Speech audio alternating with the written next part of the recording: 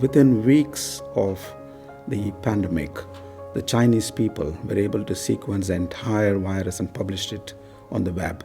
And then the WHO approved it. So once we knew the entire genomic sequences, designing a test to detect the virus is simple.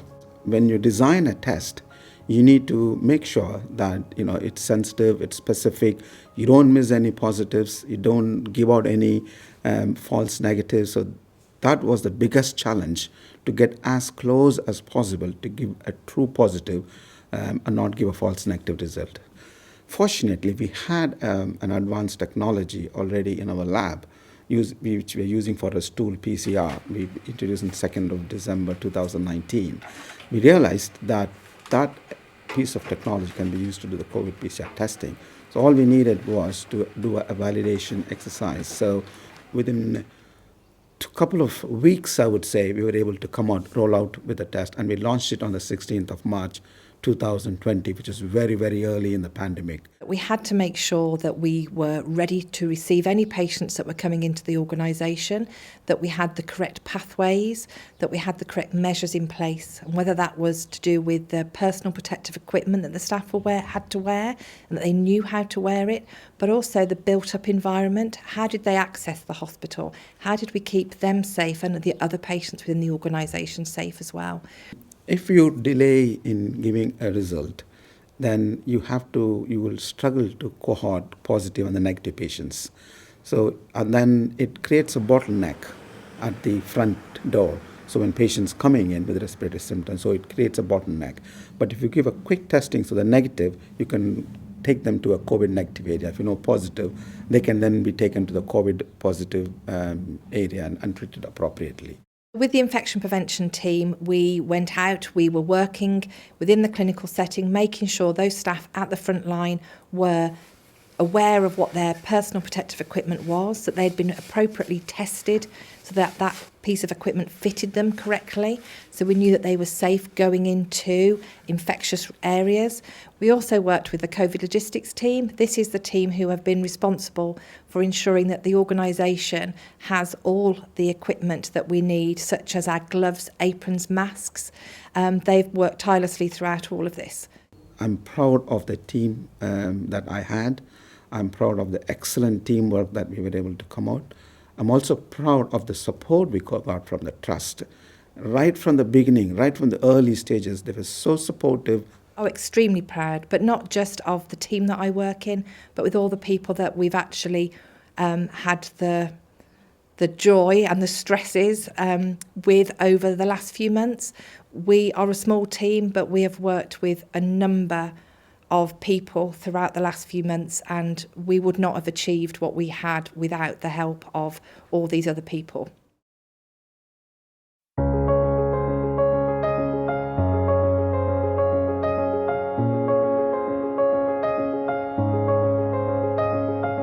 So when COVID hit, it was really important that for us, we supported the organisation in reducing the patients' footfall into the hospitals. One of my teams is the Referral Management Centre, and that team took, I think it was about 10,000 calls in the first couple of weeks post-lockdown.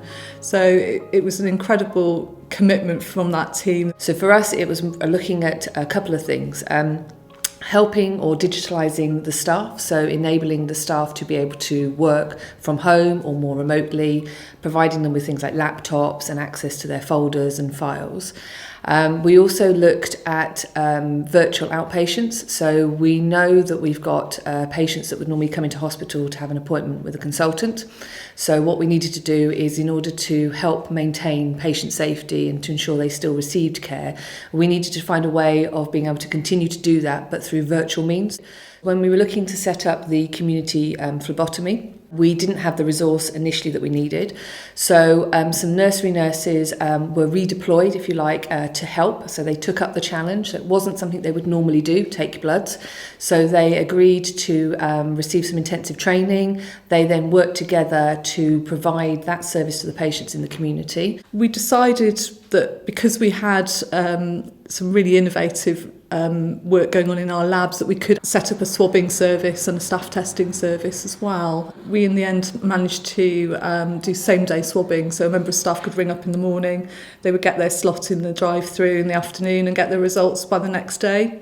As we've started to move into what we call restoration, when a patient arrives at the hospital, they have their temperature tested. We ask a variety of questions to make sure that they are symptom-free of COVID. We also provide a mask. Also within the outpatient areas, we've made sure that waiting areas are distanced. We're encouraging patients not to come early for their appointments so that we maintain the flow and the distance within the departments. We didn't have months to plan stuff. It was days, weeks, hours. We had to think on our feet.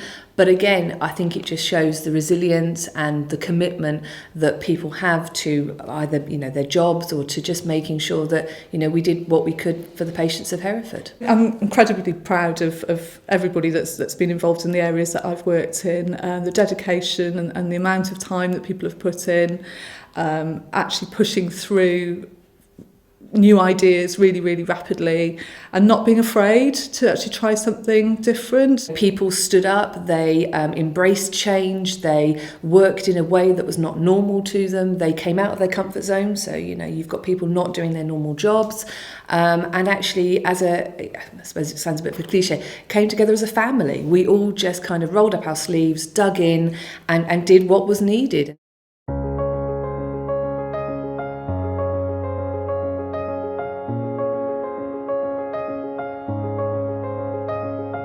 We have got a unit with 6 beds and we were looking to increase our bed capacity by, eventually we got up to something like 7 times the number of beds.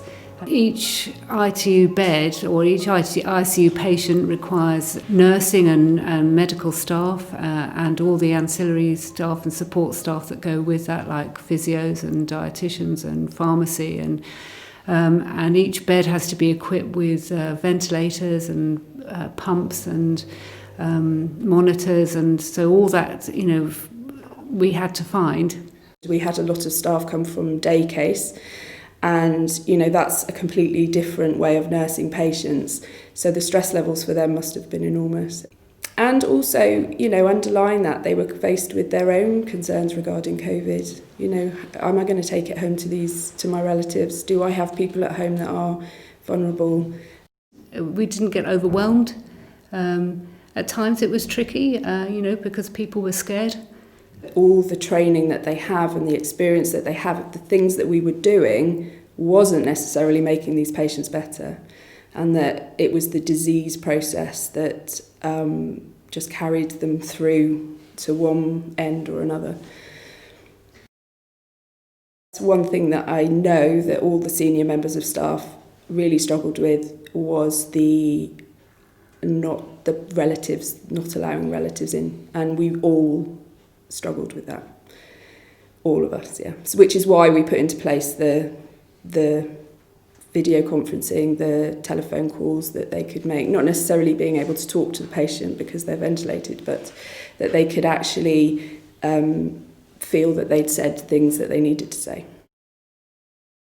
I was very impressed by how the teams all just worked together and just rolled their sleeves up and got on with the job at hand, knowing how difficult it was to work with the personal protective equipment, particularly, nursing staff working long hours in very tight-fitting masks. You feel very isolated, obviously, in the hospital because you're in a bubble, you're in ITU, you're in PPE, there's nowhere open in the rest of the hospital, really.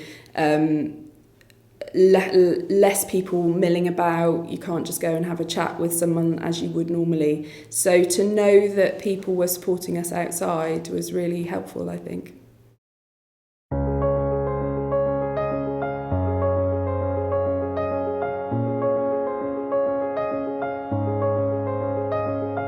Initially there was a requirement because of COVID-19 to try and provide some extra support into care homes across Herefordshire, well actually nationally. The programme was developed as an NHS offer from Ruth May, who's the Chief Nursing Officer.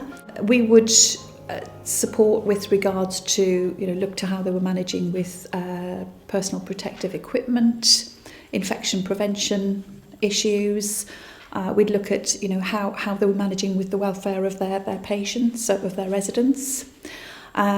Staff welfare, just, how they were managing. Was there anything that they needed? Was there anything that they wanted from us or any of our partnership organisations just to help them through this a difficult time? So there was a very standardised format of how the training was delivered, and that followed through from super training to local trainer, and then the local trainers would take it out to the care homes and they would then deliver it to their staff on a train-the-trainer process. Herefordshire was, as an area, was really proactive in getting together. So the partnership organisation, your clinical commissioning groups, Taurus, the local county council, and public health were, along with Wye Valley Trust, were really proactive in getting together as a network to provide support for the care homes. And Wye Valley Trust was obviously seen as the perfect organisation to provide that practical aspect of support for the care homes. Each session involved training on hand washing, on donning PPE and doffing PPE, and physically going through the process to make sure that everybody had worked through it and understood it for themselves. I'd like to thank obviously the partnership organisations that we worked with, but also specifically to the senior nurses who supported with this project, and the temporary staffing department in Wye Valley Trust who have supported some of the care homes with staff. I'd like to thank the infection control team for Wye Valley Trust. I'd also like to thank Tracy Bradley-Vogue for helping provide the administrative support. Also the local council for providing some of the trainers and helped us roll out the programme, and also to the care homes themselves for welcoming us in and helping us roll out this education and embracing it. I'm very proud of the team that pulled it all together. Incredibly proud of Herefordshire as a county that, the multi-organisations that have pulled together like this. Incredibly proud.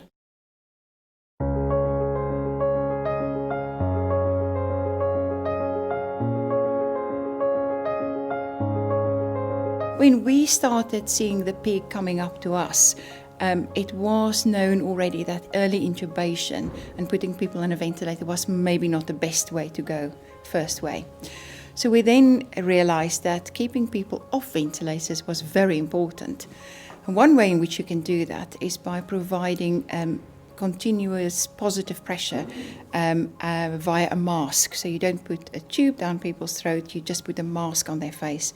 And you provide oxygen via this mask and a bit of pressure. And it helps to keep the lungs open.